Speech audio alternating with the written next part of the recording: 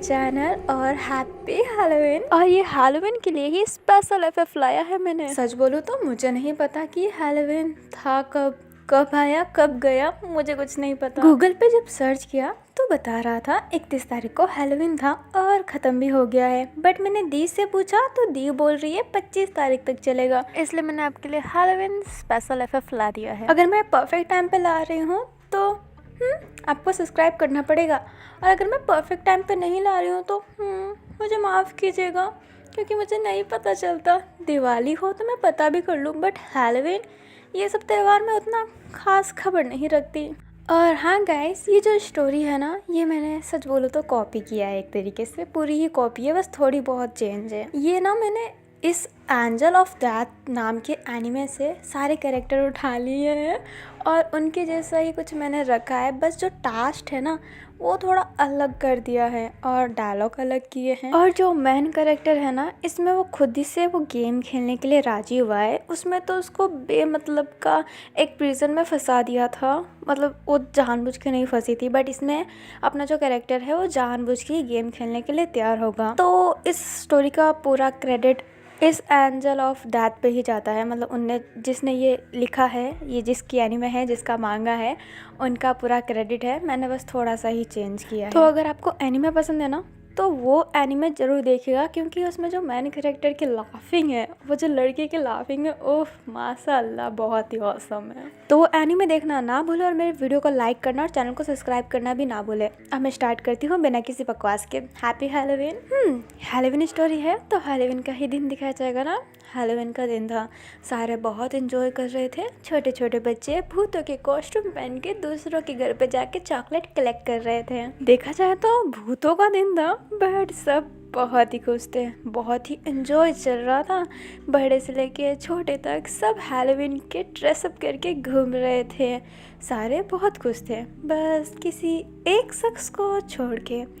वो लड़का उदास होके अपना सर नीचे करके जेब में हाथ डाल के चुपचाप चला जा रहा था। उसकी आंखों में हल्की सी नमी थी, जैसे कि वो रोना चाहता है बट वो रो नहीं पा रहा है। वो लड़का मन में ही कहता है, कैसे कैसे करूँ मैं 2 लाख, मेरे पास तो पैसे ही नहीं हैं।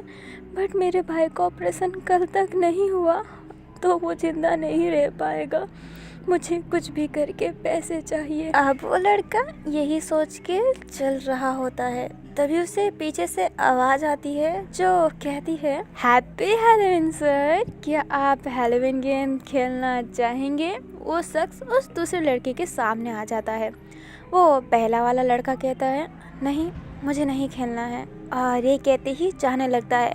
बट वो दूसरा वाला लड़का फिर से उस लड़के के सामने आ जाता है और कहता है, खेलिए ना सर, बड़ा मजा आएगा, हैलोवीन है ना, हैलोवीन गेम तो खेलना चाहिए ना। इस बार अपना जो फर्स्ट वाला लड़का था वो थोड़ा रूड आवाज में कहता है, मैंने कहा ना मुझे नहीं खेलना है, और ये कहते ही जाने लगता है।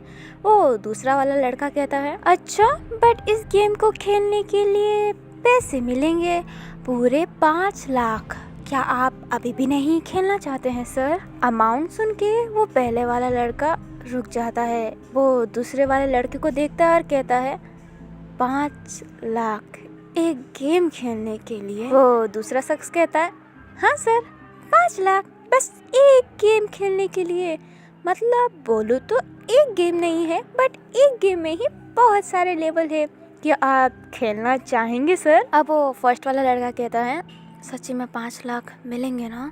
वो दूसरा वाला लड़का कहता है, सच्ची में मेरे पास एक कॉन्ट्रैक्ट है, आप साइन कर लीजिए। अब वो जो दूसरा वाला शख्स था ना, वो एक पेपर निकालता है, वो एक कॉन्ट्रैक्ट रहता है, और वो फर्स्ट वाले लड़के के सामने ले जाता है। अब वो फर्स्ट वाला लड़का उस कॉन्ट्रैक्ट को पढ़ता है। सच्ची में 5 लाख मिलने वाले थे, बट उसके नीचे लिखा हुआ था, अगर आप मर गए तो इसकी जिम्मेदारी हम पे नहीं है। मरने की बात सुन के वो फर्स्ट वाला लड़का दूसरे वाले लड़के को देखता है। वो दूसरा वाला लड़का अभी भी स्माइल कर रहा होता है।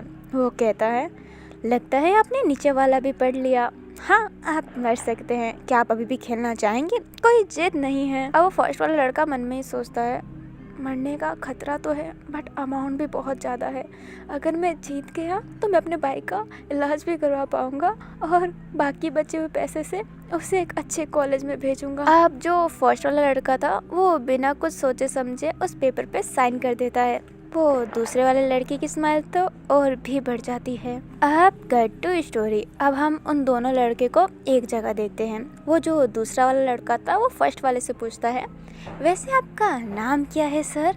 वो फर्स्ट वाला लड़का कहता है, मेरा नाम जाओ जीसू है। वो दूसरा वाला शख्स कहता है, नाइस टू मीट यू जाओ जीसू। पता नहीं फिर मुलाकात होगी कि नहीं।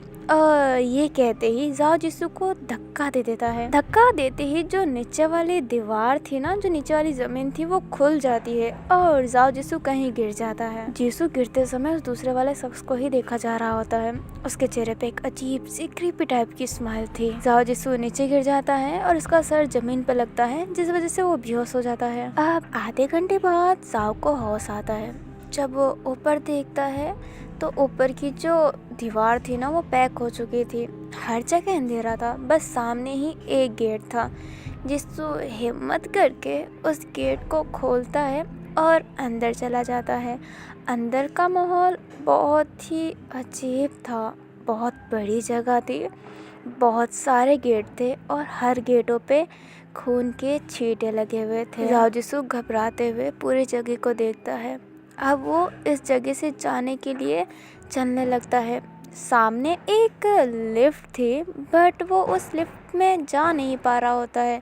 उस लिफ्ट की गेट खुल ही नहीं रही होती है, कोई बटन काम ही नहीं कर रहा होता है। जाओ जीसू हर जगह देखने लग जाता है कि कहीं कोई स्विच हो इस लिफ्ट को चालू करने की। जाओ जीसू को ये कोई सर्वाइवर गेम लग रहा होता है जिसमें आपको सर्वाइव करना होता है, इसलिए वो बटन ढूंढने लगता है ताकि वो दूसरे लेवल पे जा सके। जाओ जीसू हर कमरे में देखता है, हर कमरे में बस लाशें पड़ी थी। कुछ लाशें तो गल चुकी थी, उनके शरीर पे कीड़े चल रहे होते हैं। जाओ जीसू को बहुत उल्टी जैसा होने लगता है बट वो अपना मुंह बंद कर लेता है अपने हाथों से और किसी लीवर या फिर कोई ऐसी चीज़ जिससे बिजली आ सके वो ढूंढ रहा होता है। अब एक लास्ट गेट बचा हुआ था जाओ जीसू के नज़र में।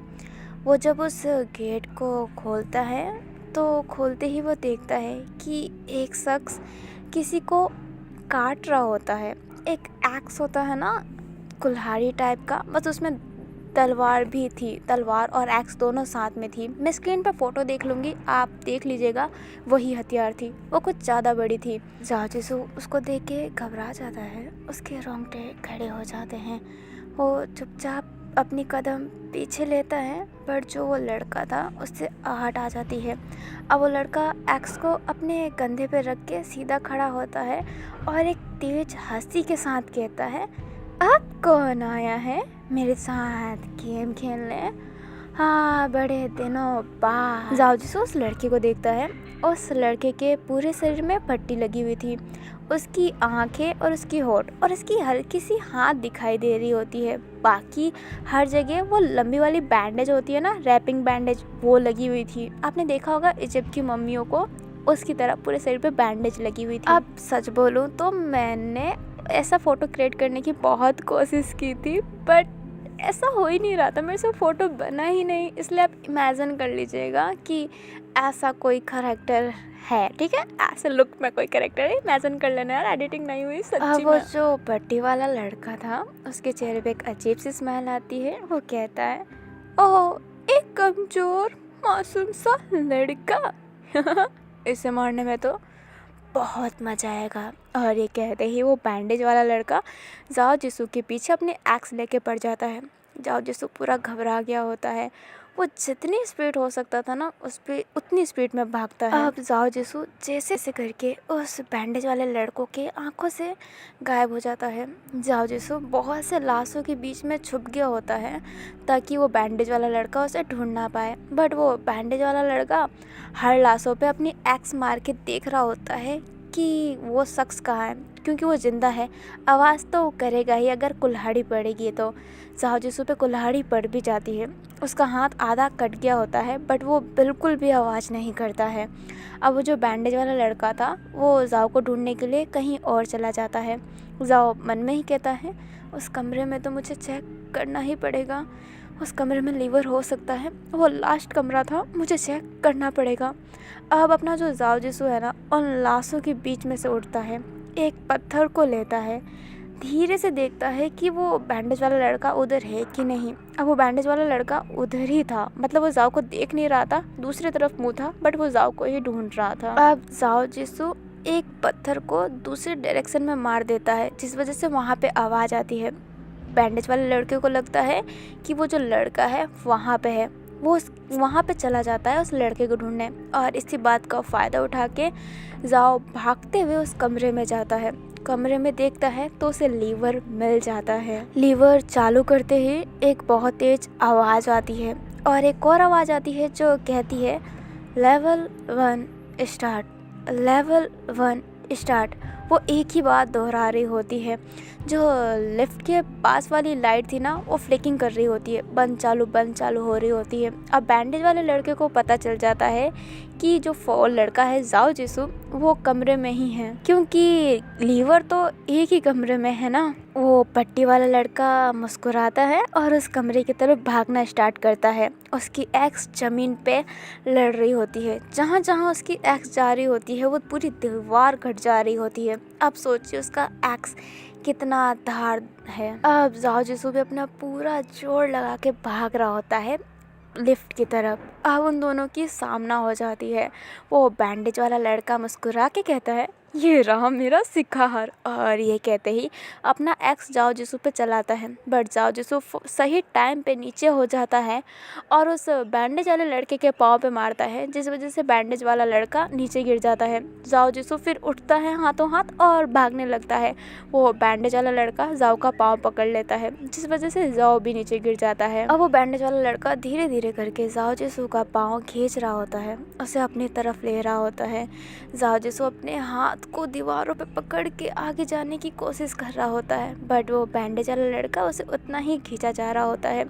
अब जाओ अपने दूसरे पाँव से उस बैंडेज वाले लड़के के हाथ पे मारने लगता है ताकि वो जा सके आगे। अब जाओ के हाथों में थोड़ी बहुत मिट्टी आ जाती है। जाओ उस मिट्टी को लेके उस बैंडेज वाले लड़के के आँख में मार देता है, जिस वजह से बैंडेज वाला लड़का अपने हाथों को अपने आँखों पर रख लेता है। और जाओ इसी बात का फ़ायदा उठा के फटाफट भाग जाता है, लिफ्ट का गेट खोलता है और अंदर जाने की कोशिश करता है, बट लिफ्ट तीसरे लेवल पे थी, वो नीचे आ ही नहीं रही थी।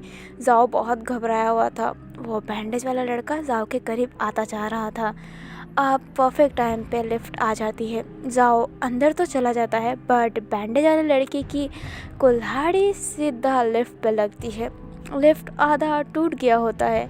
लिफ्ट का जो मटेरियल था ना, वो थोड़ा सा आगे आगे होता है, मतलब वो एक्स था ना, उसका निशान लिफ्ट पे पड़ गया होता है।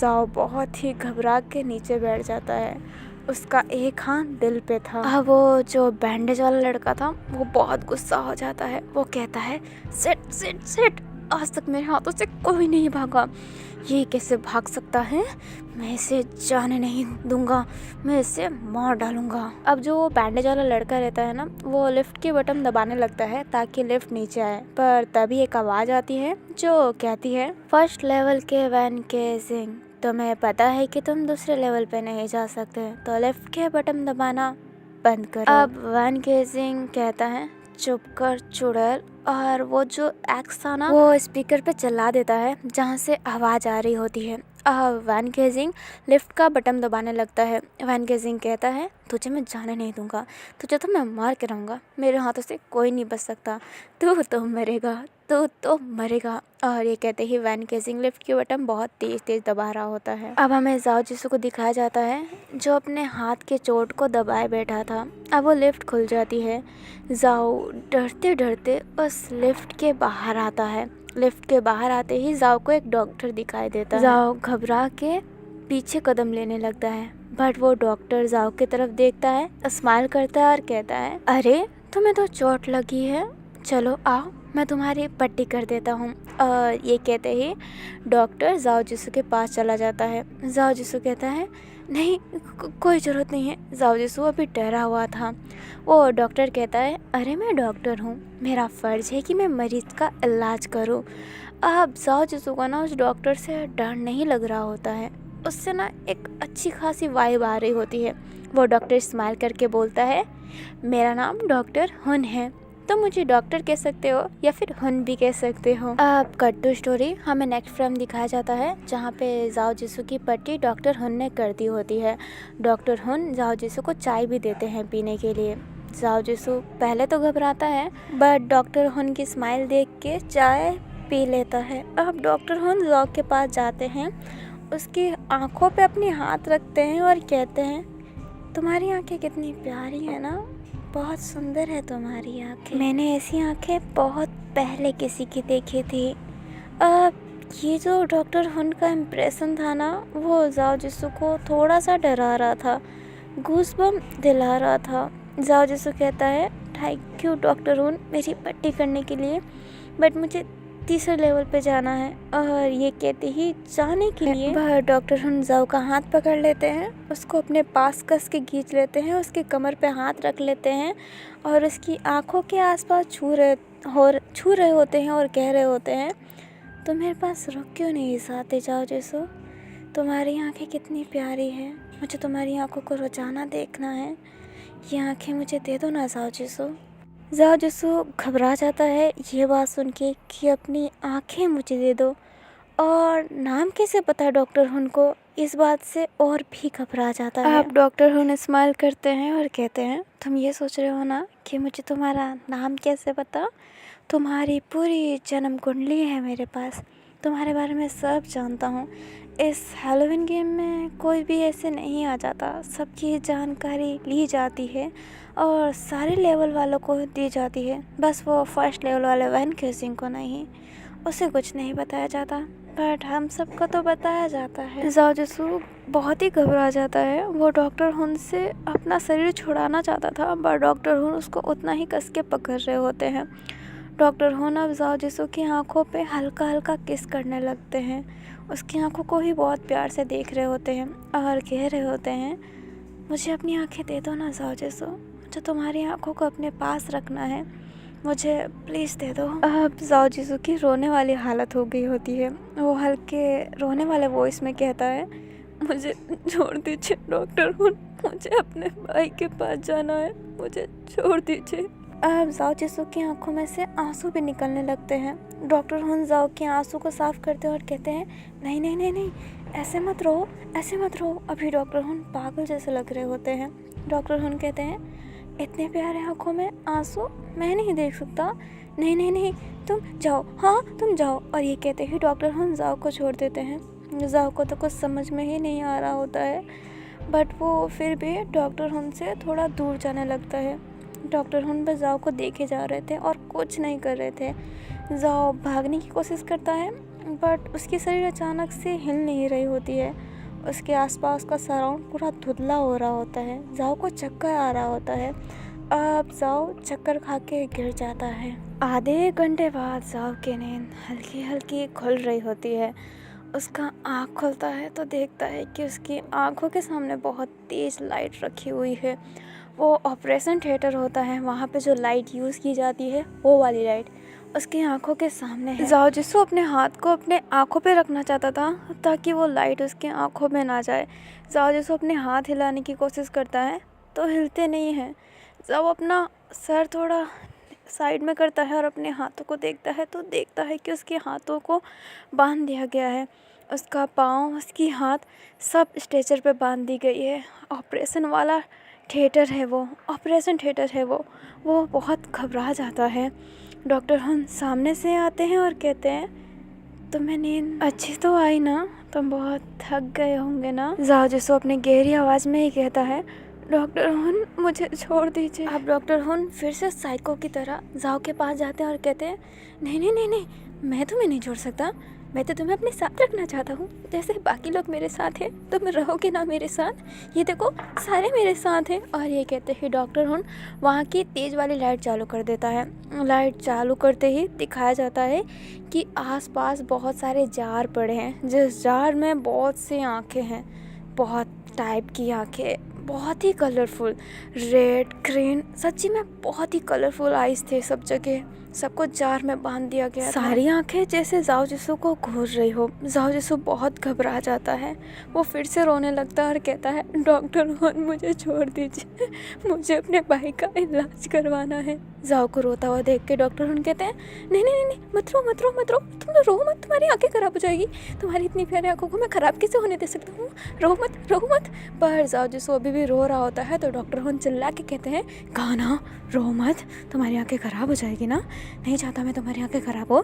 जाओ जिसू तुम्हारी आंखें बहुत प्यारी है, मैं तुम्हें खराब कैसे होने दे सकता हूँ, मैं तुम्हारी आंखों को खराब कैसे होने दे सकता हूँ। जाओ डॉक्टर हुन एकदम साइको की तरह लग रहा है। जाओ जिसू फिर भी रो रहा होता है और बेगिंग कर रहा होता है कि उसे जाने दे। डॉक्टर हुन कहता है, तुम नहीं मानोगे ना, तुम रो रो के अपनी आंखें ख़राब करोगे ना, ठीक है मैं अभी तुम्हारी आंखों को निकाल देता हूँ ताकि तुम अपने सुंदर आंखों को ख़राब ना कर सको, ताकि तुम मेरे साथ रह सको। ये कहते ही डॉक्टर हुन ऑपरेशन वाला सामान ले लेते हैं जाओ की आंखें निकालने के लिए। जाओ जिसको बहुत घबराया हुआ था, वो मना करा जा रहा था बट डॉक्टर हुन मान ही नहीं रहा था। जाओ जिसको अपने सर इधर उधर करने लगता है, इसलिए डॉक्टर हुन जाओ जिसको पर चढ़ जाता है, उसका गला पकड़ लेता है और भारी आवाज़ में कहता है, हिलो मत, मैं नहीं चाहता कि तुम्हारी आंखों को बिल्कुल भी कुछ डैमेज पहुँचे, तुम्हारी इतनी सुंदर आंखों को मैं डैमेज कैसे पहुँचाऊँगा, नहीं मुझे तो उसको अपने साथ रखना है, तो मेरे साथ कोऑपरेट करो, हिलो मत। और ये कहते ही वो अपनी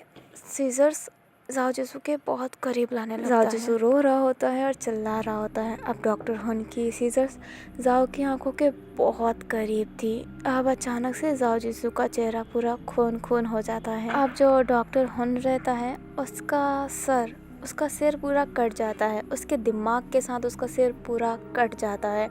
डॉक्टर हुन की लाश अलग जगह पड़ी रहती है और उसका सर का टुकड़ा अलग जगह।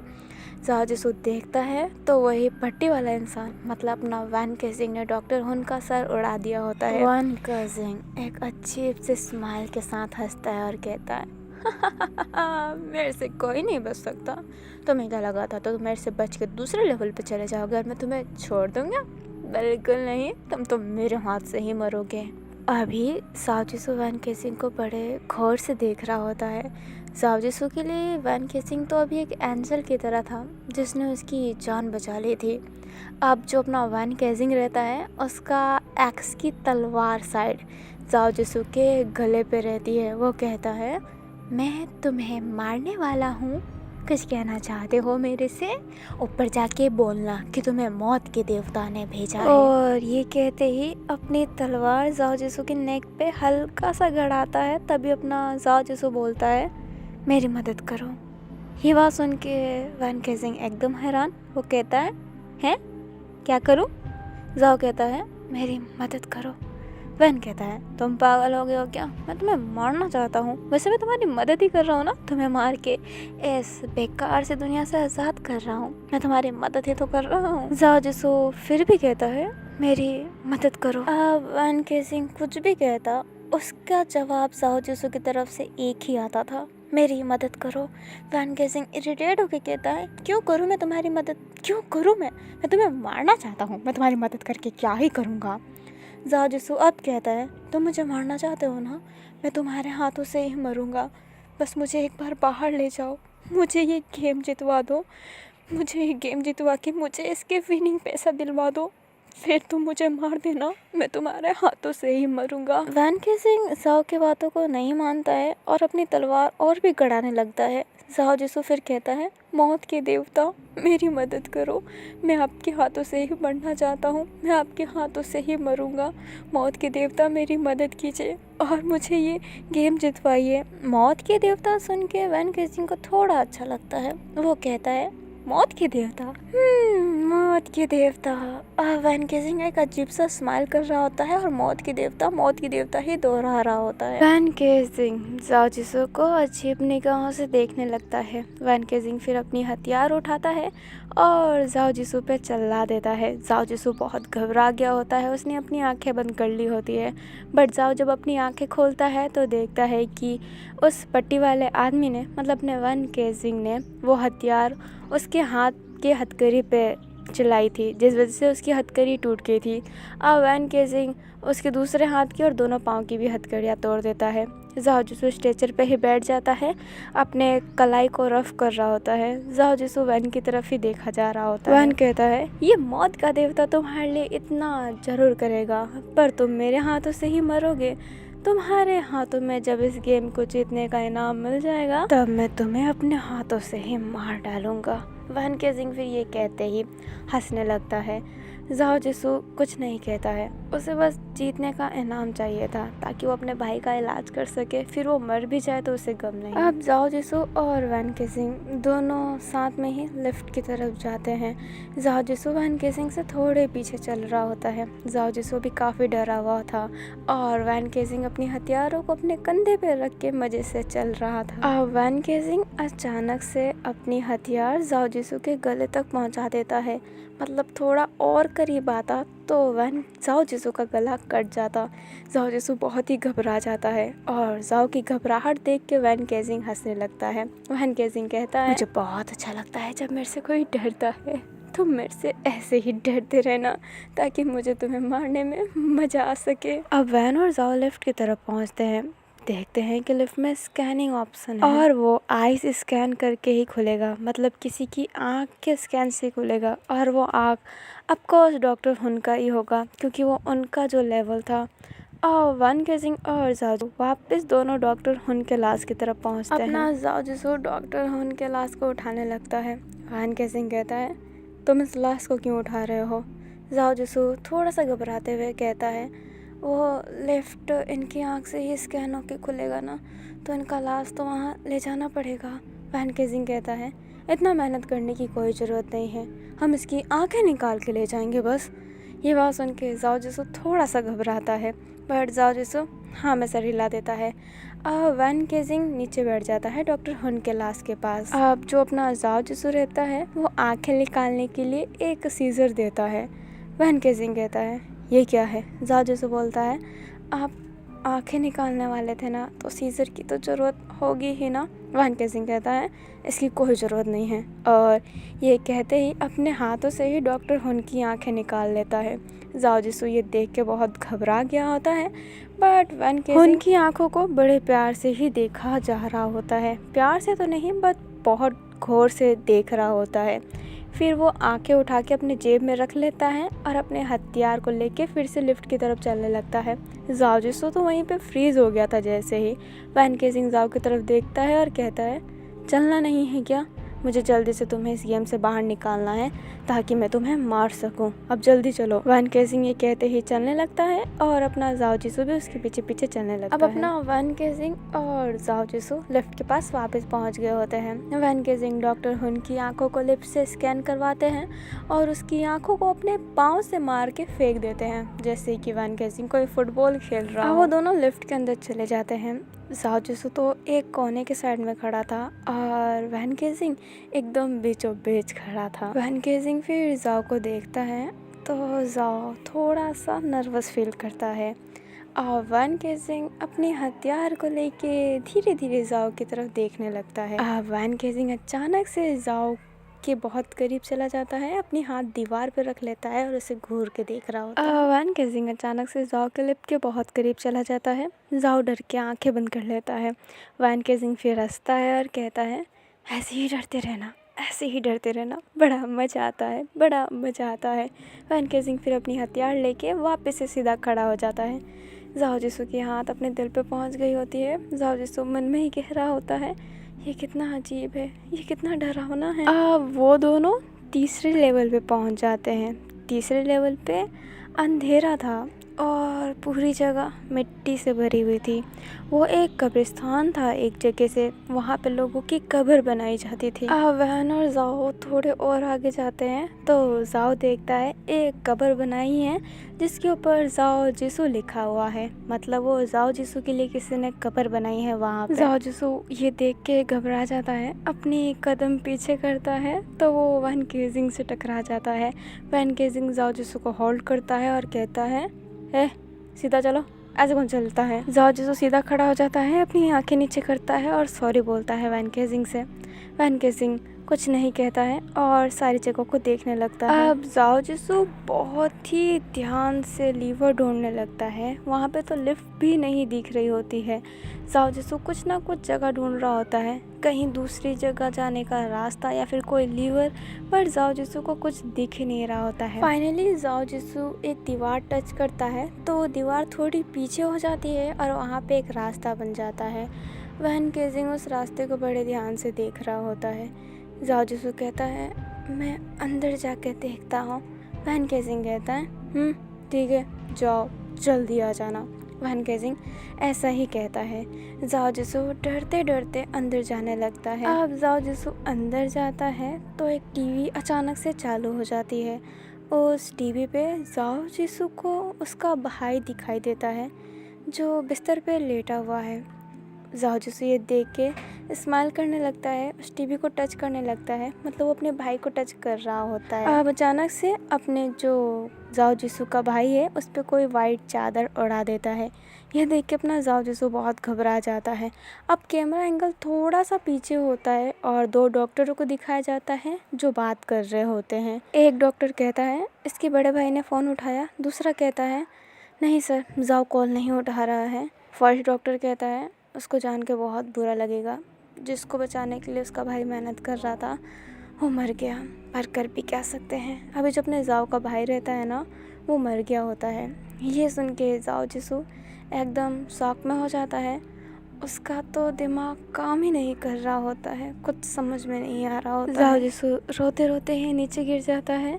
वो तेज चिल्लाता है, अपने हाथों को अपने चेहरे पे रख लेता है और अपने नाखूनों से अपना चेहरा नोचने लगता है एक तरीके से। जाओ जिसू कहता है नहीं नहीं, कि नहीं मर सकता, नहीं नहीं। जाओ जिसू बहुत ही चिल्लाता है। फिर जाओ जिसू बोलता है अगर भाई ही नहीं रहा तो ये गेम खेलने से मतलब ही क्या है, मेरा जीने का मतलब ही क्या है, मतलब क्या है जीने का। अब एक बाहरी सी वॉइस आती है एक मेल की जो कहती है सही कहा, तुम्हारे जीने का कोई मतलब नहीं है, मर जाओ मर जाओ।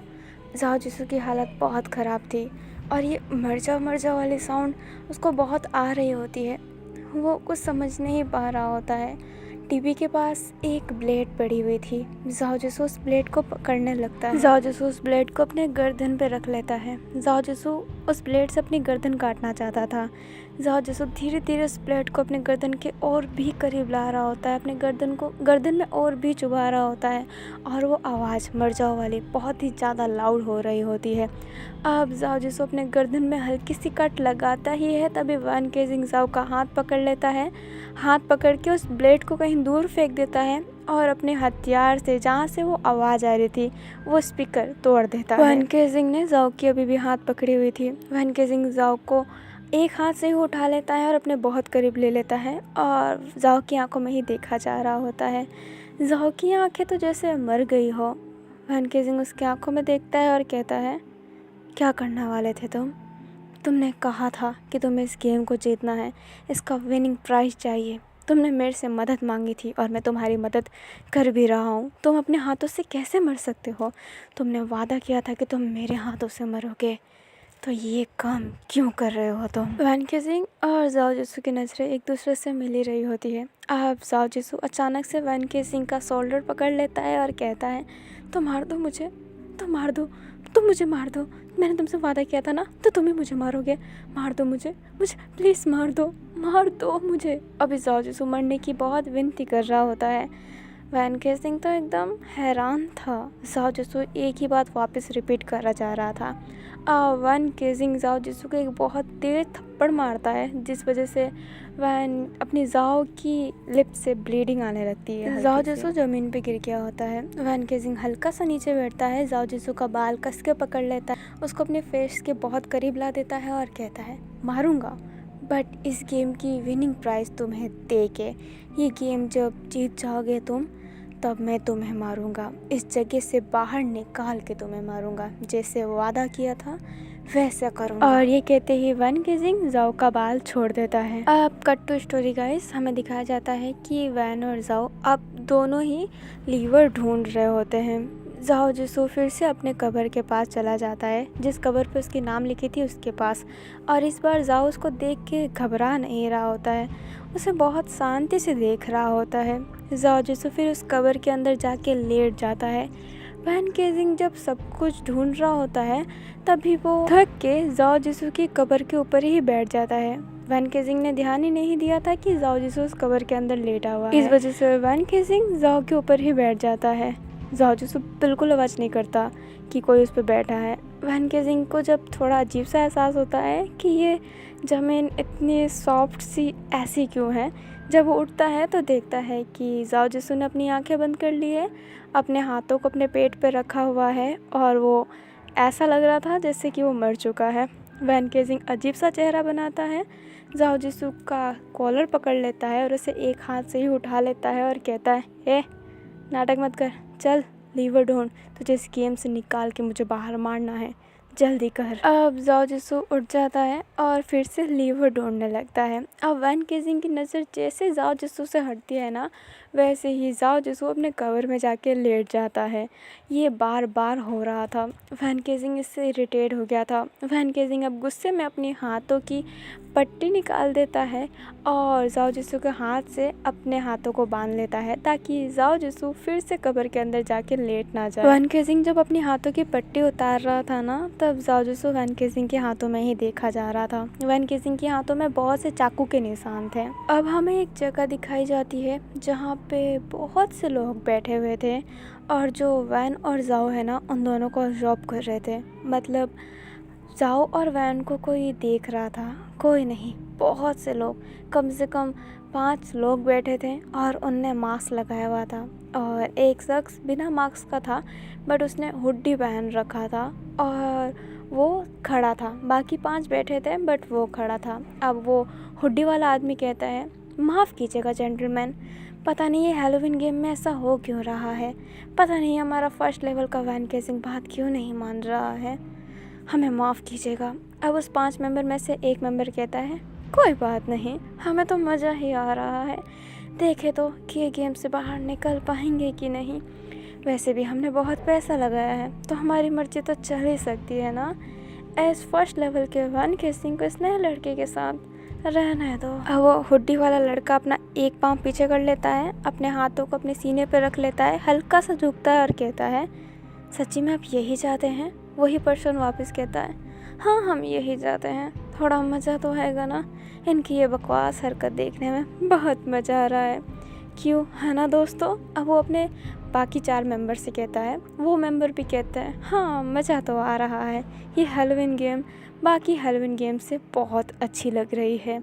अब वो जो हुडी वाला मेंबर है ना, वो अपने इंग्लैंड स्टाइल में ग्रीट करता है और कहता है, ये तो मेरी खुश नसीबी है। हमें एक पुलिस चौकी दिखाई जाती है जहाँ पे लोग कह रहे होते हैं, ये हैलोवीन गेम फिर से स्टार्ट कर रहे हैं ना वो लोग।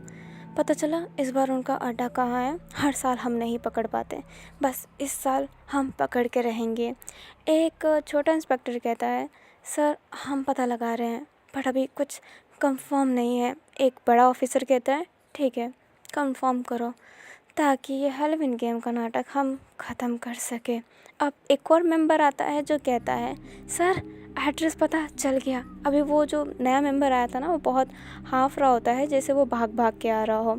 जो लीडर रहता है उनका, मतलब मैन इंस्पेक्टर, वो कहता है, ये हुई ना बात, अब इस हैलोवीन गेम वालों को बताते हैं अपना जलवा। अब मैं ना इस हैलोवीन गेम के बारे में कुछ शॉर्ट फॉर्म में बता देती हूँ। ये एक मौत का गेम है जहाँ पे मजबूर लोगों को ला देते हैं पैसे के कारण और मरवा देते हैं। मतलब अगर वो पार कर लिया तो वो बच जाएगा, बट इस लेवल को पार करना अकेले बहुत ही मुश्किल है। इस गेम को ना बहुत अमीर अमीर लोग देखते हैं।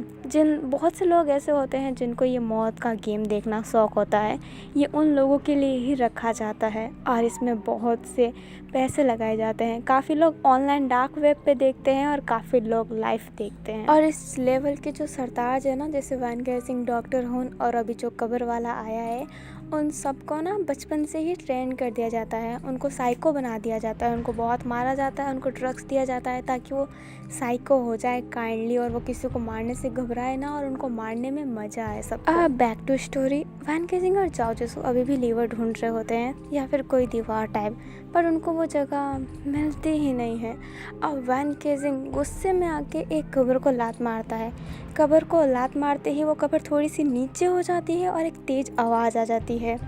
अब वो आवाज़ सुन के लोग पीछे मुड़ते हैं और वो उसी कमरे से आवाज़ आ रही थी जहाँ पे टीवी था। जाओ कहता है प्रेसिंग बटन, इस बटन को प्रेस करने से कुछ खुला है, शायद वहीं पे लीवर हो, वहीं पे हमें कुछ मिले, जाके देखता हूँ। और ये कहते ही जाओ जिसू हल्का सा चलता है बट पट्टी से बंधा हुआ था, इसलिए वैन केजिंग उसको पट्टी को पकड़ के अपने पास जाओ को वापस खींच लेता है और कहता है बिल्कुल नहीं, तुम फिर से अपने कब्र में सो जाओगे, मैं तंग आ गया हूँ तुमसे। जाओ की आवाज़ एकदम मरी हुई थी। वो कहता है नहीं, बिल्कुल नहीं, मैं तुम्हारे हाथों से ही मरूंगा, इस गेम से बाहर निकलने के बाद तुम्हारे हाथों से ही मरूंगा, जैसे वादा किया था वैसे ही, पर तुम्हें भी मुझे मारना होगा। ये कहते ही अपनी पट्टी खोल लेता है और उस गेट के अंदर चला जाता है। अब जाओ जिसू उस कमरे में चला जाता है और उससे वो लीवर भी दिख जाता है, बट वो लीवर को उठा नहीं पा रहा होता है। वो लीवर उठाने वाला होता है, वो इतना टाइट रहता है कि जाओ जिसू उठा ही नहीं पा रहा होता है। अब अपने वैन केजिंग को दिखाया जाता है जो उस लीवर पे ही खड़ा था, क्योंकि अगर वो लीवर से उठा तो वो गेट बंद हो जाएगा और वो वापस खुले कि ना खुले, इसलिए जाओ जिसू वहाँ से मतलब अपना वैन केजिंग वहाँ से हट ही नहीं रहा था। वैन केजिंग बोर हो गया था, इसलिए वो अपने एक्स से सारे कब्रों को तोड़ रहा था। अब अचानक से वही आवाज़ आती है जो कहती है हिम्मत कैसे हुई तुम्हें मेरे बनाए हुए कब्रों को तोड़ने की। वैन केजिंग जब पीछे मुड़ता है तो देखता है कि एक हेल्दी सा इंसान जो थोड़ा सा छोटा है, मतलब ऐसा ना कि छोटू मोटू सा है, वो गुस्से में आ रहा है, उसके चेहरे पे एक मास्क लगा हुआ है। वैन केजिंग कहता है अच्छा तो तुम हो इस कब्र लेवल के सरताज। बट जो वो इंसान था वो बात करने के मूड में नहीं था, वो हथियार बनाने के लिए जो होता है ना, जो ज़मीन खोदते हैं, क्या कहते हैं उसे, हल लेके आ जाता है और अपने जाओ जिसू पे, मतलब अपने वैन केजिंग पे हमला करने वाला था। वैन केजिंग अपने हथियार से ही उस बंदे को पीछे कर देता है। वैन केजिंग कहता है लगता है कि तो बात करने के मूड में नहीं है, बट वो शख्स फिर से कुछ नहीं कहता और वैन केजिंग पे हमला कर रहा होता है। अभी वैन केजिंग बहुत मजबूर हो गया था, वो लीवर से पाँव भी नहीं हटा सकता था, बट उसको सामने वाले शख्स से लड़ना भी था, इसलिए वैन केजिंग थोड़ा सा वीक हो रहा था। उसके लिए काफ़ी देर हो गई होती है, जाओ जिसू अभी भी उस लीवर को ऊपर नहीं कर पा रहा होता है और वैन केजिंग उससे वीक पड़ रहा होता है क्योंकि वो हिल ही नहीं पा रहा होता है। अब जाओ जिसू अपनी पूरी जोर लगा के उस लीवर को ऊपर कर देता है। लीवर ऊपर करते ही वैन केजिंग की जो सामने वाली दीवार थी वहाँ पे एक लिफ्ट आ जाती है, मतलब वहाँ की दीवार साइड हो जाती है और पीछे लिफ्ट दिखाई देती है। वैन केजिंग समझ जाता है कि लीवर तो जाओ जिसू ने ऊपर कर दिया है, बट वो बाहर नहीं आया था, इसलिए वो अभी हट नहीं सकता था वहाँ से। अब वो जो शख्स है ना वैन केजिंग को मारने ही वाला था, तभी उस शख्स को पीछे से कोई इतना तेज मारता है पत्थर से कि उस शख्स की पूरी जो मांस रहती है ना उसके टुकड़े टुकड़े हो जाते हैं, उसका चेहरा रिवील हो जाता है और वो वहीं पे मर जाता है। मतलब इतने ब्रूटल तरीके से किसी ने उस पर हमला किया था कि वो वहीं पे मर गया था, ऑन द स्पॉट उसकी मौत हो गई। वैन केजिंग जब देखता है कि वो शख्स कौन था तो वो और कोई नहीं अपना जाओ जिसू रहता है। वैन केजिंग एकदम हैरान था कि इस जैसा फट्टू इंसान भी किसी को मार सकता है क्या, बट अभी भी जाओ के चेहरे पे कोई इम्प्रेशन नहीं था, वो इम्प्रेशन लेस था, उसका चेहरा एकदम मरे हुए की तरह था। वैन केजिंग तो कुछ कह ही नहीं पा रहा होता है, जाओ भी कुछ नहीं कहता है, उस पत्थर को नीचे फेंक देता है। वैन केजिंग के बहुत करीब चला जाता है और उसके हाथ में जो पट्टी बंधी हुई थी ना, जो अपने जाओ जिसू ने खोल दी थी, उस पट्टी को वापस अपने हाथ में बांध देता है और कहता है चौथे लेवल पे चले, शायद चौथा लेवल लास्ट लेवल हो, और ये कहते ही सीधा चलने लगता है। वैन केजिंग भी कुछ बिना बोले सीधा चलने लगता है। अब वो दोनों वापस लिफ्ट में रहते हैं। अपना वैन केजिंग फिर से उसी तरह हरकत करता है जब वो फर्स्ट टाइम लिफ्ट में था, बट अगले टाइम जाओ जिसू थोड़ा सा डरा था, बट इस टाइम जाओ जिसू बिल्कुल नहीं डरा था और ये देख के वैन केजिंग को बिल्कुल अच्छा नहीं लग रहा था। वैन केजिंग काइंडली बहुत ही गुस्सा हो गया था, वो चिल्ला के कहता है तुम डर क्यों नहीं रहे हो? तुम डर क्यों नहीं रहे हो? जिसो बोलता है क्योंकि मुझे डर नहीं लग रहा है। तुम मुझे मारना चाहते हो ना, तुम मारो ना, प्लीज़ मारो। और ये कहते ही जाओ वैन केसिंग के करीब चला जाता है और उसके ना शरीर पे हाथ रख लेता है। वैन केसिंग गुस्से में जाओ का हाथ हटाता है, उसका गला पकड़ लेता है और कहता है तुम्हें कैसे मारूं? तुम तो पहले ही मर चुके हो, तुम्हें मैं कैसे मार ही सकता हूँ? मरे हुए को कोई मार सकता है क्या? तुम्हें पहले मारने में मुझे मज़ा आ रहा था क्योंकि तुम मेरे से डर रहे थे, पर तुम डर ही नहीं रहे हो। मुझे तुम पे बहुत गुस्सा आ रहा है। और ये कहते ही अपना जो वन कजिंग है जाओ जिसू का गला छोड़ देता है। जाओ जिसू बहुत तेज खांसने लगता है। जाओ जिसू नीचे बैठ गया होता है। वैन केजिंग भी फिर हल्का सा नीचे बैठता है। जाओ के जो लाइन को पकड़ता है, अपनी आंखों की तरफ ले जाता है और कहता है तुम्हारी आँखें, अपनी आँखों को देखो, वो मर चुकी है, तुम मर चुके हो, तुम्हें मारने से कोई मतलब ही नहीं, तुम पहले से ही मर चुके हो। जाओ जिसू तो कुछ कह ही नहीं पाता है। वैन केसिंग फिर जाओ जिसू का जो लाइन छोड़ देता है और अपने वैन और जाओ तीसरे लेवल पे पहुंच गए होते हैं। तीसरा लेवल एकदम साफ सुथरा था, बट एक कन्फ्यूज़न थी। जाने का जगह ज़्यादा नहीं था। एक सामने गेट था और उस गेट में ताला भी लगा हुआ था, बट ताले की चाबी ढूंढे कहाँ से, क्योंकि बिल्कुल स्पेस नहीं था। लिफ्ट के 5 कदम बाद ही गेट आ गया था।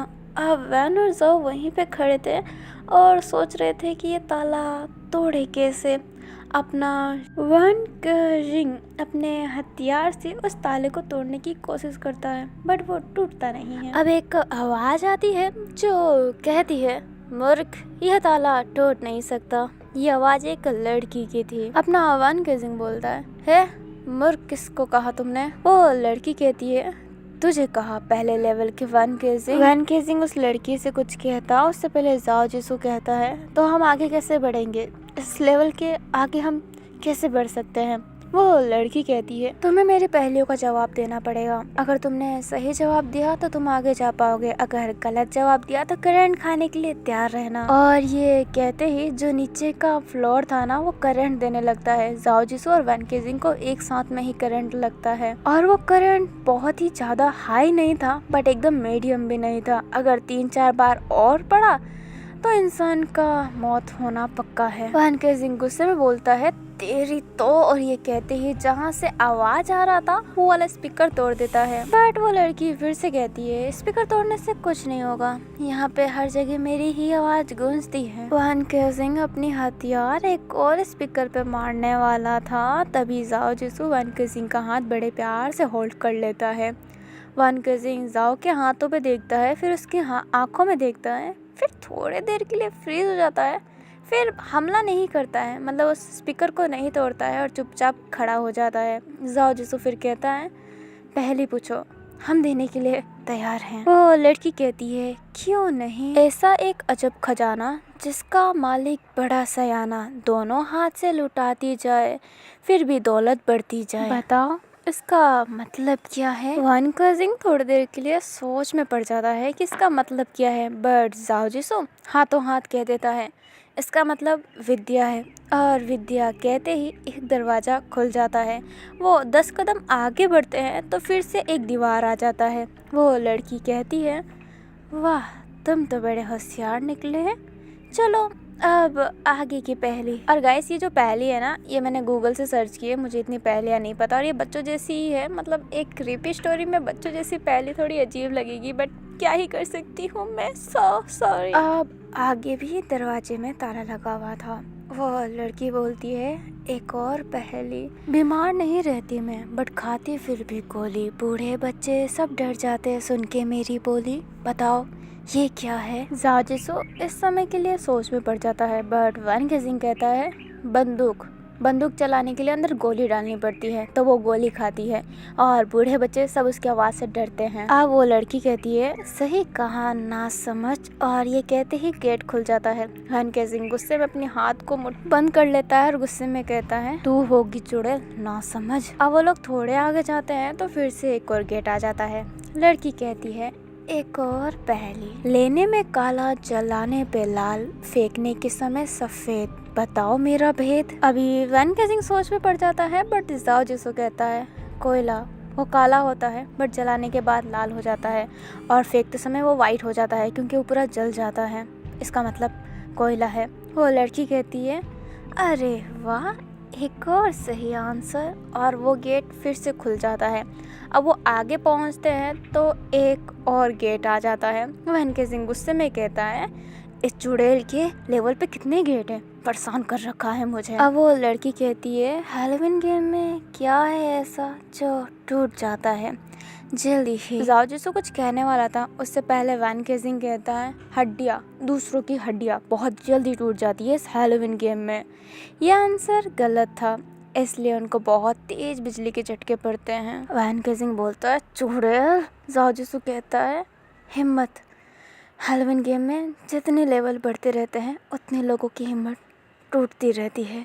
जब ये जाओ जिसको कह रहा होता है ना, वैन केसिंग जाओ की आंखों में ही देखा जा रहा होता है और कुछ नहीं कहता है, एकदम शांत रहता है। वो लड़की कहती है एकदम सही आंसर, स्वागत है आपका चौथे लेवल पे।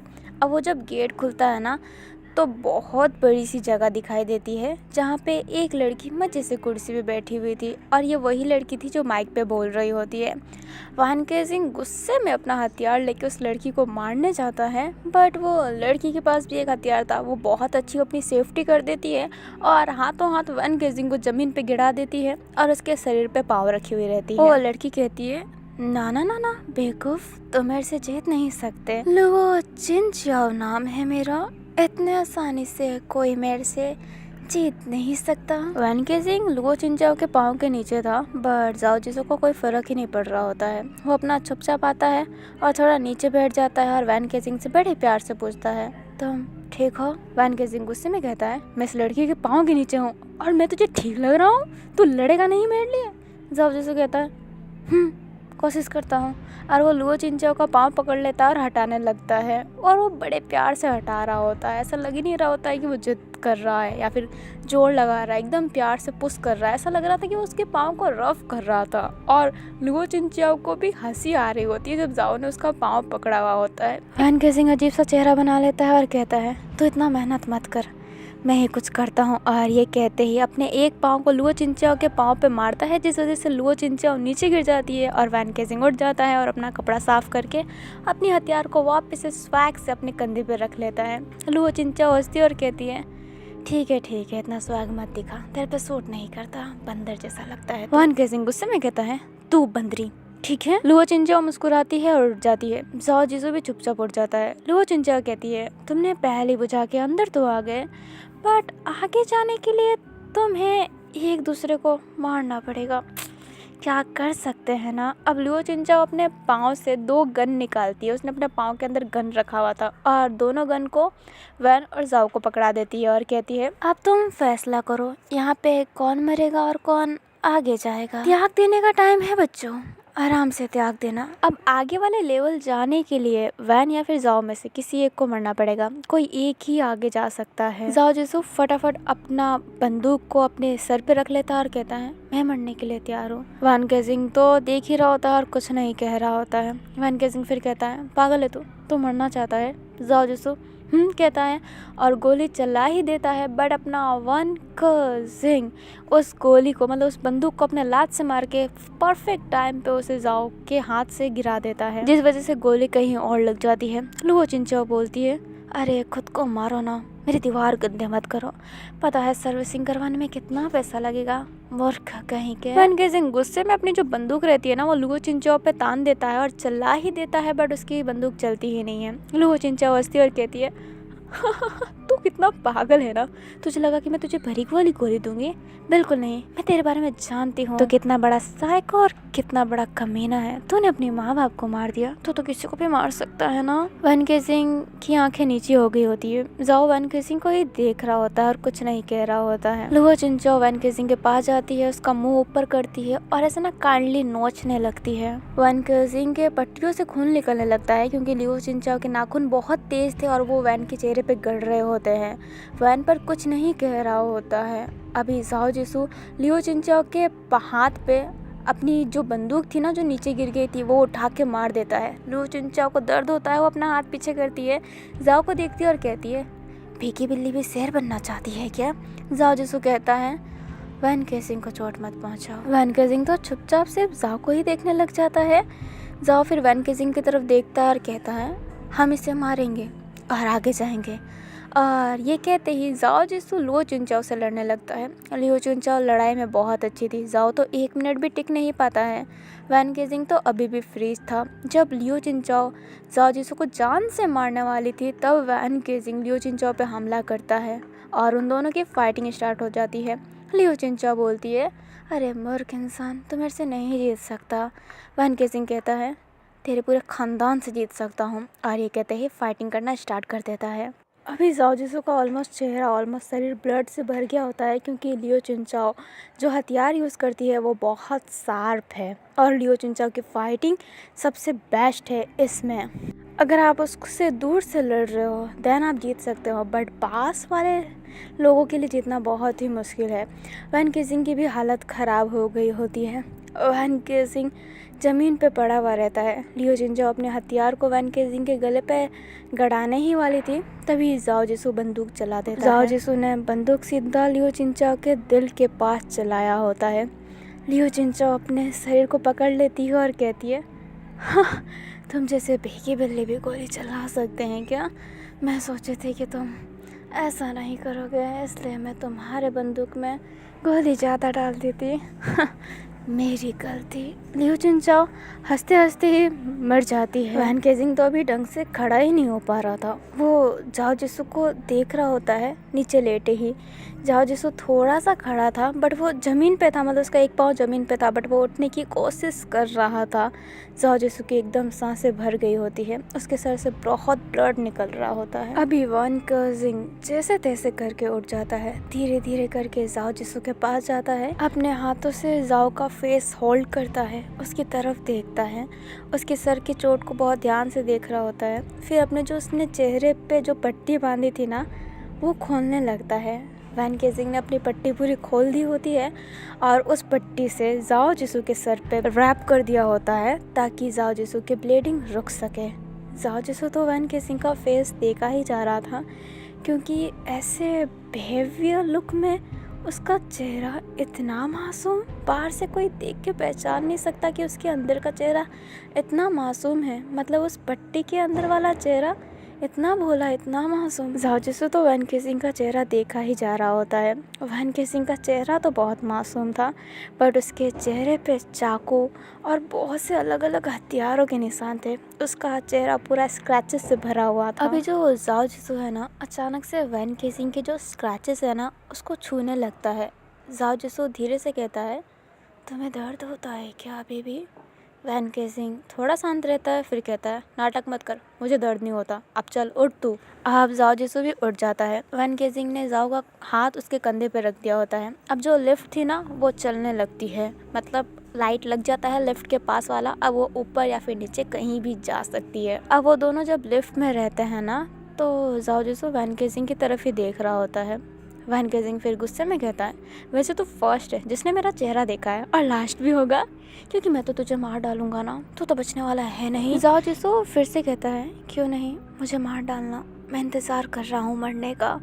वैन केसिंग को गुस्सा आता है, वो जाओ जिसु को छोड़ देता है जिस वजह से जाओ जिसु नीचे गिर जाता है। वैन केसिंग अपने हाथों को फोल्ड कर लेता है और कहता है तो मर जाना तू, मैं तो चाहता हूँ मैं तुझे मारूं बट तेरा ये रूखापन मुझे अच्छा नहीं लग रहा। तेरी आंखों की वो चमक चली गई जो चमक मुझे अच्छी लग रही थी। अब ये बात सुन के जाओ एकदम शांत था, वो नीचे ही बैठ गया होता है। जाओ फिर कहता है तुमने अपने माँ बाप को क्यों मारा? ये बात सुन के वैन केसिंग बहुत गुस्से में हो जाता है। वैन केसिंग जाओ का गला पकड़ लेता है और कह रहा होता है तू मेरे पर्सनल मैटर में ना ही घुसे तो ठीक है। जाओ जिसु तो कुछ नहीं कह पा रहा होता है, वो चुपचाप रहता है, उसका गला दबा रहा है, वो थोड़ा सा खांस रहा है बट ओवर रिएक्ट नहीं कर रहा है, वो वैन केसिंग को ही देखा जा रहा है। वैन केसिंग गुस्से में जाओ को छोड़ देता है। अब अपना जो लास्ट लेवल था वो आ गया होता है। अब वो दोनों जैसे ही उस लिफ्ट से बाहर निकलते हैं अचानक से बहुत से स्मोक आते हैं और उस स्मोक से ना उन दोनों को नींद आ रही होती है और वो दोनों बेहोश हो जाते हैं। अब 3 मेंबर आते हैं और उन दोनों को उठा के कहीं ले जाते हैं। आप कट टू सीन हमें वैन केसिंग को दिखाया जाता है जो ज़मीन पे लेटा हुआ था। वो अपनी धीरे धीरे आंखें खोलता है वो जब उठता है तो देखता है कि जो जाओ जिसू है वो रो रहा है। वो एक टीवी देख के रो रहा है और वो जाओ के पास जा नहीं सकता क्योंकि वहाँ पे एक कांच का मिरर रख दिया है जो लग रहा है कि ओपन है, बट वहाँ पे मिरर है। जाओ जिसू मतलब ना जो वैन केजिंग है, जैसे ही जाओ के पास जाने वाला रहता है वैसे ही उसके चेहरे पे चोट लग जाती है क्योंकि वहाँ पे एक मिरर था। जाओ जिसू अपने जो भाई है ना उसकी फ़ोटो देख के रो रहा होता है। अब एक आवाज़ आती है जो एक चाइल्डिश आवाज़ थी, एक बच्चों जैसी आवाज़। वो कहती है, जाओ भाई, आपको नहीं लगता कि आपको मर जाना चाहिए? आप अपने छोटे भाई को नहीं बचा पाए तो आपको लगता नहीं है कि आपको मर जाना चाहिए? अब वो जो आवाज़ है ना वो काफ़ी समय से जाओ जिसू को ऐसा ना मरने के लिए पोक कर रही होती है। और जाओ के पास बहुत से हथियार पड़े हुए थे, कैंची, चाकू, बंदूक, बहुत से हथियार। वो चाहे तो किसी भी हथियार से मर सकता है। वो आवाज़ बार बार जाओ जिसू को एहसास दिला रही होती है कि वो अपने छोटे भाई को बचा नहीं पाया, उसे मर जाना चाहिए। और टीवी पे उसके छोटे भाई की मेमोरीज दिखा रही होती है। मतलब इंस्टा पे फ़ोटो डालते हैं ना, फ़ोटो वीडियोस, और उनके पर्सनल फ़ोटो भी कम से कम इन लोगों के पास थे। सब कुछ दिखा रही थी और सारी ऐसे ना यादें बोल रही थी कि इतने प्यारे प्यारे यादें थे ना तुम्हारे पास, तुम तो बचा नहीं पाए, तो क्या आपको लगता नहीं है कि आपको मर जाना चाहिए? और ये आवाज़ चाइल्डिश थी और बहुत काम थी और वो भैया भी बोल रही थी। मतलब बदतमीजी वाला कोई सुर नहीं था इस आवाज़ में। जाओ जिसू है ना एक अपने पास में पड़ी हुई बंदूक उठा लेता है और अपने सर पे तान देता है। जाओ जिसू की आंखों में से बहुत आंसू निकल रहा होता है। अपना वन केजिंग उस दीवार को बहुत तेज मारने लगता है और कहने लगता है, हे जाओ जिसू, तू मेरे हाथ से मरने वाला था, तू ऐसे नहीं मर सकता। जाओ जिसू वैन केजिंग की तरफ देखता है बट कुछ रिएक्ट नहीं करता है और वो गोली चलाने की कोशिश कर रहा होता है। वैन केजिंग पागलों की तरह कह रहा होता है, तू नहीं मर सकता, तू मेरे हाथों से ही मरेगा। जाओ जिसू वैन केजिंग को तो देख रहा होता है बट उसकी ध्यान उस टीवी पे भी थी जिस टीवी में उसके भाई की फ़ोटो चल रही थी। अब हमें उन्हीं लोगों को दिखाया जाता है जो शुरू से इन सब चीज़ों को देख रहे होते हैं, जिनके लिए एक गेम रखा गया होता है। उसमें से एक मेंबर कहता है, वाह क्या गेम है, एक मरना चाहता है और दूसरा बचाना चाहता है ताकि वो खुद मार सके। हाय कितना मज़ा आ रहा है। तभी एक लड़की कहती है, बिल्कुल नहीं, तुम्हें क्या लगता है वो जो पट्टी वाला लड़का था जिसने अपनी पट्टी खोल दी और वो इतना सुंदर लग रहा है, वो उसको मारना चाहता है? नहीं, वो उसको अपना दिल दे बैठा है। वो कहता है, क्या दिल दे बैठा है? मुझे तो नहीं लग रहा, मुझे तो इसलिए ही लग रहा है वो बचा रहा है ताकि वो मार सके। वो लड़की कहती है, बिल्कुल नहीं। अब वो लड़का और लड़की के बीच में इसी बात से फाइटिंग होने लग जाती है कि वो बचाना चाहता है, नहीं वो मारना चाहता है। अब बैक टू जाओ जिसू। जाओ जिसू बड़े प्यार से धीरे से कहता है वैन केजिंग से, मुझे माफ़ करना, मैं तुम्हारे हाथों से नहीं मर सकता। और गोली चलाने ही वाला था तभी वैन केजिंग कहता है, जब मैं छोटा था तो मैं अनाथ आश्रम में था, एक पेरेंट्स ने मुझे अडॉप्ट किया और घर ले आके कुत्तों की तरह मारा, दिन भर मुझे टॉर्चर करते थे। ये जो शरीर पे चोट है ना, उन लोगों की दिए हुए ही मेहरबानी है। हमेशा हमेशा मैं टूटा हूँ बट कभी हिम्मत नहीं हारी है। मैंने हमेशा हिम्मत रखा है, ये सोचा है कि आगे सही होगा, वो सही होगा। अपनी ज़िंदगी जीने के लिए मैंने जितनी मेहनत करनी है कर ली और आज तक करता ही आया हूँ। मैंने अपने 10 साल की उम्र में अपने नकली पेरेंट्स को मार दिया, हिम्मत करके मार दिया। जीने के लिए मैं इस हैलोवीन गेम में आ गया।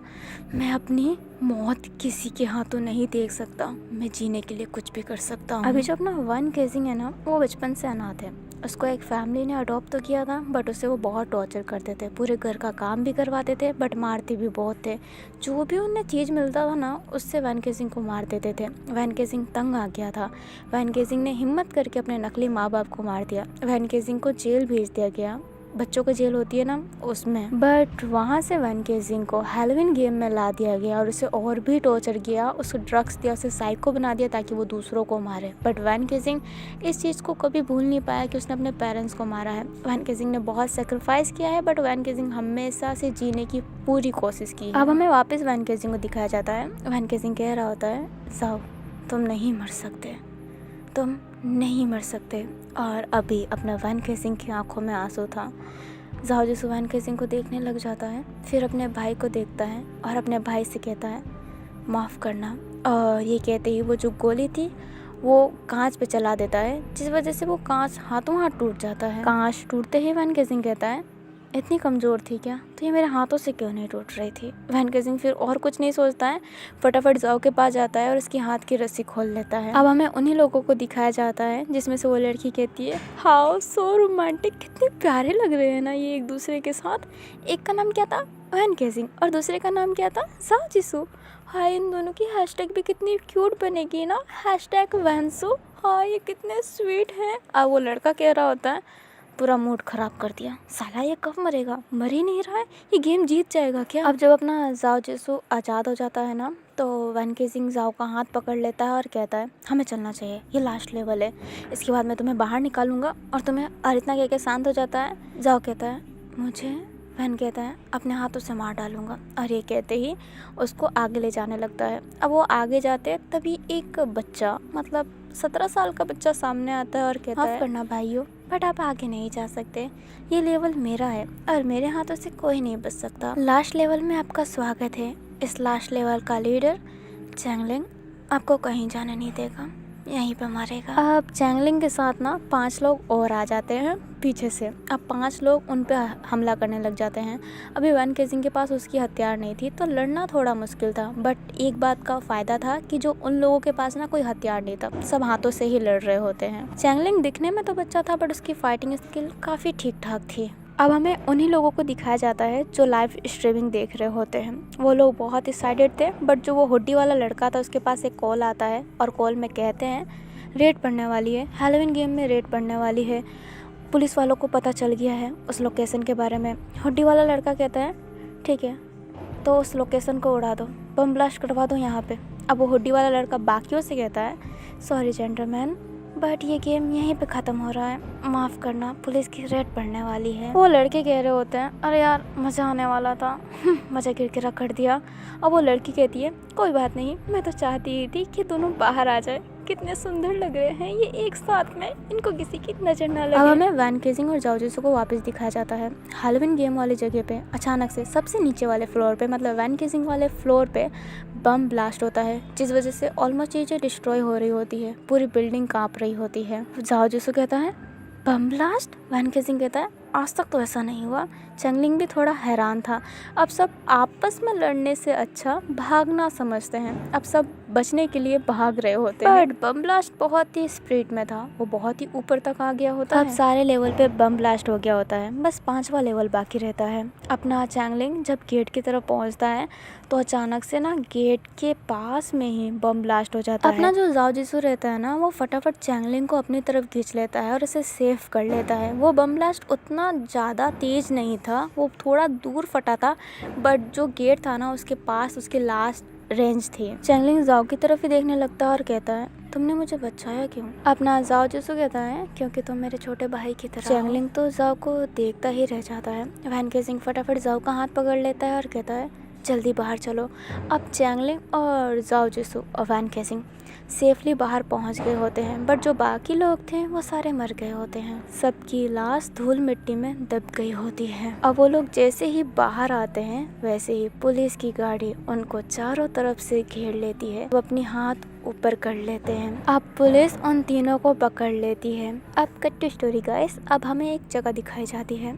जाओ जिसू वहाँ पे एकदम चुपचाप बैठा था, सामने एक कांच था, बट कांच के बाहर कुछ दिखाई नहीं दे रहा था। वो एक ब्लैक कांच था जिसके अंदर तो आप देख सकते हो बट बाहर नहीं देख सकते।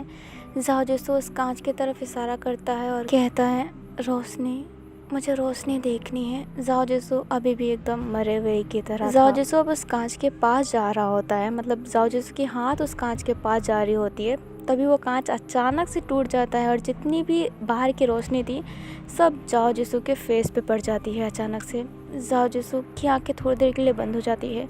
जब वो आंखें खोलता है तो देखता है कि वैन गेजिंग कांच के बाहर है। वैन गेजिंग जाओ को हाथ देता है और कहता है, वादा भूले तो नहीं होना।